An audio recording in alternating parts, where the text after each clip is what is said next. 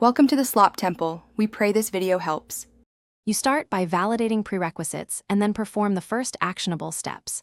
Confirm ID PMR data and your client credentials so tokens can be exchanged. Once done, provision a secure TLS certificate and expose your callback on port 443.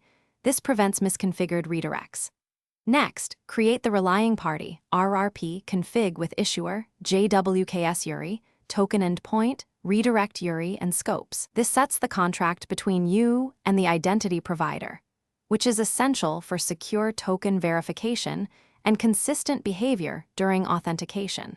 You now implement the detailed token flow and validation logic. Start the authorization request with proper scopes and a strong non-C, then exchange the code for tokens at the token endpoint.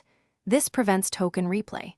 Make sure to verify the ID token signature against JWKS and check IS, ODD, EXP, and non-C claims to confirm authenticity and intended recipient. Once validated, establish a secure session and persist tokens using encrypted storage. Also implement refresh logic and secret rotation to minimize exposure risk over time. You finish by wiring up logout, revocation, and final session management. This ensures users can end sessions cleanly and tokens are invalidated.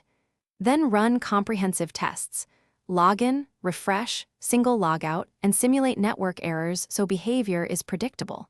Deploy monitoring and metrics for auth errors and latency to detect regressions.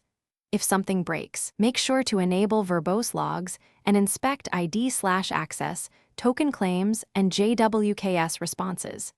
This usually reveals mismatched IS/ODD, clock skew, or misconfigured redirect.